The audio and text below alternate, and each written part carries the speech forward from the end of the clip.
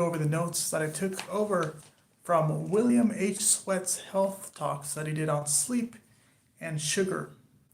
The sleep talk was done for about 55 minutes, and the sugar talk was so sweet that was done for almost an hour and 30 minutes. So I think I'll wait for a few more people to get in here, just a few more moments. And if I say WBC, that means white blood cells. All right, white blood cells. Wait a few more seconds here.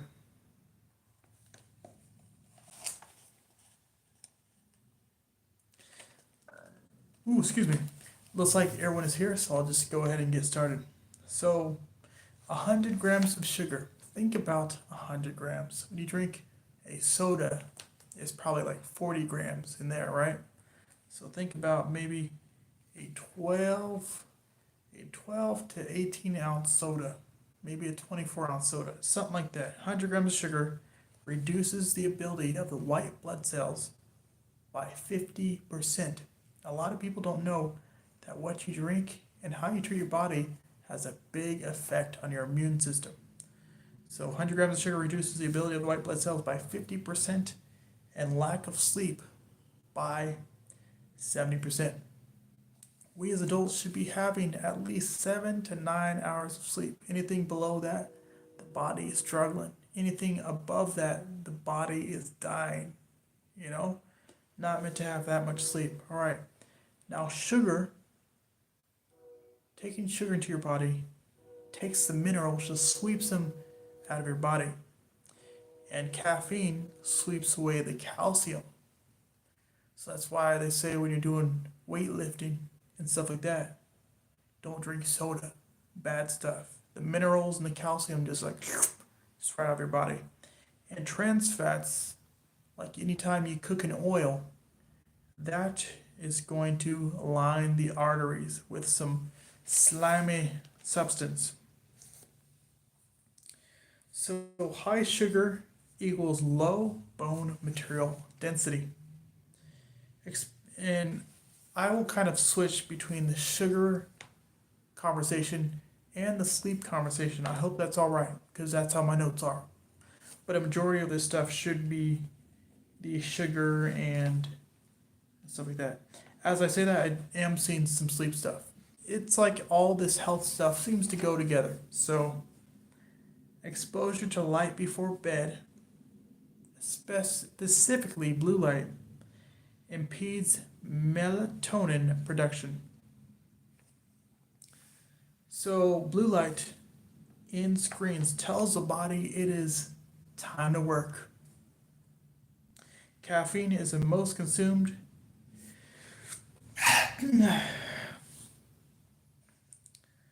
psychoactive drug which reduces blood flow to the brain's frontal lobe. Same thing with sugar. Sugar does it as well. Caffeine, what it does is it blocks the andesine receptors. Andesine is what makes us tired. So caffeine blocks that. So research has found that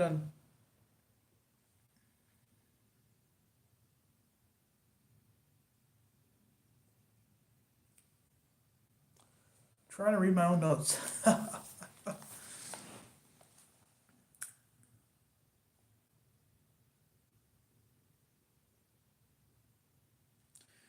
Research has found it will. Okay.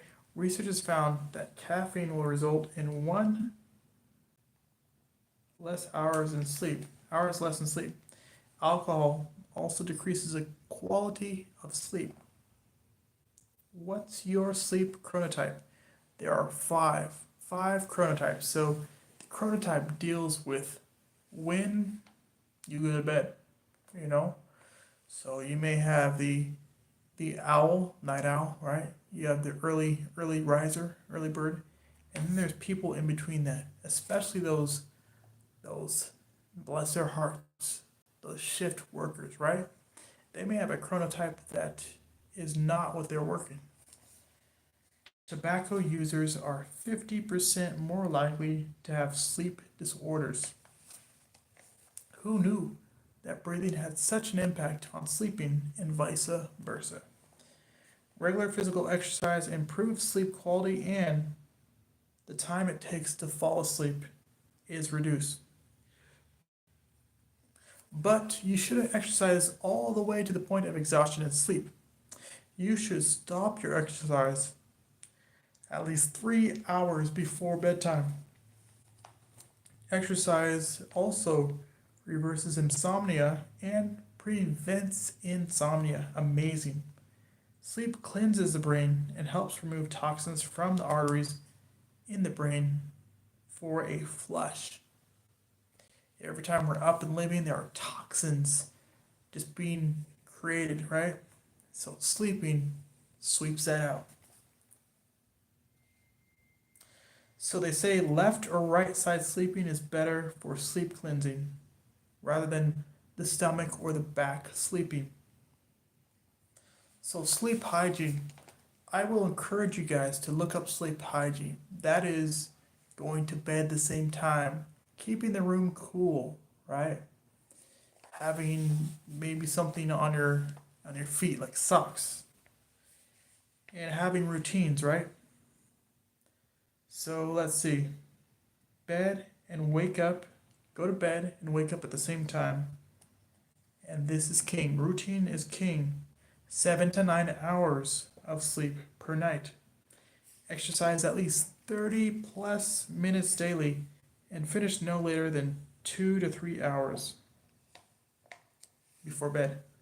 Avoid nicotine and caffeine. Complete 10 to 12 hours before bed. So what that's saying is that you should complete your caffeine usage at least 10 to 12 hours before bedtime. So perhaps you'd use the caffeine very early in the morning and then not use it for the rest of the day because that will impede your sleeping quality. Avoid large meals and drinks late into the night. No naps after 3 p.m. And this will assure that you have better quality sleep. So they say fibrous foods can be medicine, but you can get fiber in all kinds of stuff that doesn't serve you. So the correct phrase should be real food is medicine. Things that come out of the ground by itself, right? A lot of medicine right there. Processed food is poison. If we're eating Pop-Tarts, Cheez-Its, and Yum Yums and Yams, although a yam that comes out the ground, that is medicine right there. Any of your root foods, if it's not in a bad environment, those root foods have all kinds of delicious nutrients. All right. Let's see what else I have here. Yes, eat more greens for magnesium and calcium and tryptophan for conversion to melatonin. So there we go into the things that you eat definitely affect your quality of sleep. Eat a lot of sugar and fats, sleep not so good. But you have magnesium, calcium in your foods, it'll help to convert to magnesium for better sleep.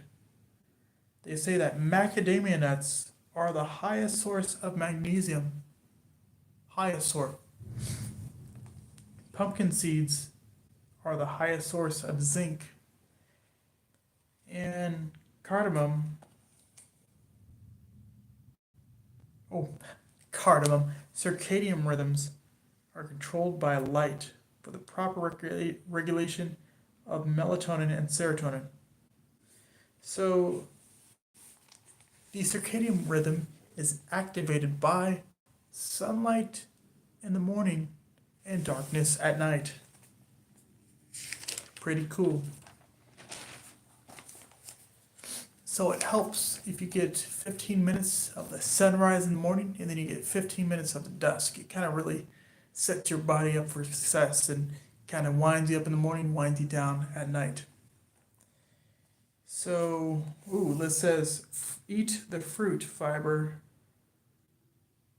Okay, So when you eat fruit, you typically eat a couple a couple pieces, right? Maybe 5 pieces. You're not eating barrel loads, bushels of fruit. Eat the fruit and fiber slows the sugar release into the bloodstream. But when you drink the juice, you can drink that juice for a long time and all that sugar is going right into the bloodstream. Sugar decreases brain growth. So that's why any place you got a corner store with all them goodies and sweets and sugars, the people may not be the most intellectual because they got all that white sugar in their body. Exercise increases the brain growth in frontal cortex. All right, sugar increases cognitive decline. Sugar encourages cognitive decline. All right, let's talk about sleep hygiene again. All this stuff is pretty much hand in hand, but in talking about sleep hygiene, you want a dark, cool, gadget-free bedroom. Uh-oh. I know behind me next to my living situation, I have all kinds of gadgets. But a gadget-free bedroom, no lights, no distractions. Get 30 minutes of sunlight per day. Remember, we're talking about that sunlight in the rising of the sun and maybe the dusk, 15 minutes in the evening there. Dim the lights before bedtime. Do not lie in bed awake. So if you lie in bed awake and you're having trouble falling asleep, do something, do some activities, right? Don't just stay there and toss and turn for the whole night, which I am guilty of before. So we have future sleep therapies. There are electrical manipulation. It's a transcranial direct current stimulation. Interesting. I'm sure that's what they were doing in a lot of those sleep labs. You wear a cap and they put all kinds of electrical signals in your body. They have thermal manipulation, warming up to cool down. That's an interesting process, like taking a warm bath, a warm shower. Cool down. So these are the rules right here. So you warm up to cool down. You cool down to fall asleep. You stay cool to stay asleep. And you warm up to wake up. Let me repeat that again. So when you're doing thermal manipulation for falling asleep, you warm up to cool down. You cool down to fall asleep. And you stay cool to stay asleep. And then you warm up to wake up. They say warm hands and... Okay, so you warm hands and... It's kind of hard to read these notes here. Warm hands and I think feet to induce sleep. And then you have acoustic manipulation, white noise, pink noise. So white noise is like maybe noise of a fan, right? Maybe the waves, thunder. And then pink noise would be that and some sort of rhythm, right? Chugga, chugga, chugga, chugga, chugga, chugga, chugga, some rhythm. Got some rhythm in there. Kinesthetic manipulation is rocking, and that's like a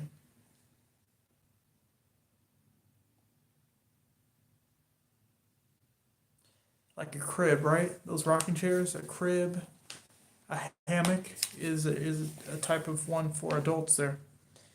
And they say that falling asleep boosted amount of deep sleep when you rock. And 10% memory benefit. So maybe if you have a test next week, start rocking to sleep. Get yourself a hammock, some fresh air, and get to it. So let's see. Sugar increases. Not sure why I have that there. Okay. Sugar increases cognitive decline, and sugar dumbs down. Okay. Here is something that a non-Christian had to say about what society thinks is like a day. Society thinks the day starts, in the daytime and goes towards night, but in actuality, the day starts in the night and goes to the morning or the daytime, right? There's always a sleep before the wakefulness. People are always asleep before they're awake. That's right. All right. Day starts with sleep. That's right. Sleep is an active state, not a passive state. Remember, I talked about that cleaning? Cleaning, if you've ever cleaned a house or anything else, that is very active. Though you may not be able to clean things in your sleep, if you sleep at the right time, your body's definitely doing some cleaning. Oh, yeah. Okay.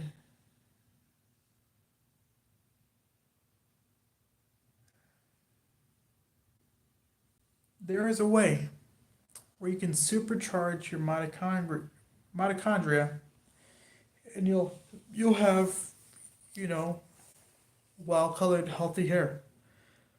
But if you're not getting a lot of sleep, perhaps, and you have a damage to your mitochondria, that will produce gray hair. Okay? Sugar harms heart health. Don't bring soda home. Don't bring it home. Maybe if you need to have it, you can have it in public. But if you bring that poison juice home, just know that fructose is bad. It causes weight gain, liver fat, and weight gain. Sugar has cancer outcomes and negatively influences the immune system. Starch plus sugar in high consumption increases risk of death or cancer. And exercise and, of course, sleep reduces risk of cancer. Those are all my notes. I may do this again so I can run through it faster, but that is sleep and sugar. Hopefully, you guys got something and can benefit from staying away from sugar, caffeine, nicotine, the alcohols, and can stick to a sleeping routine and practicing sleep hygiene. This information was gotten from or gleaned from, procured from William or Bill H. Sweat. Bill H. Sweat. Check out his stuff on YouTube and on other social medias. Stay safe and healthy out there, my friends.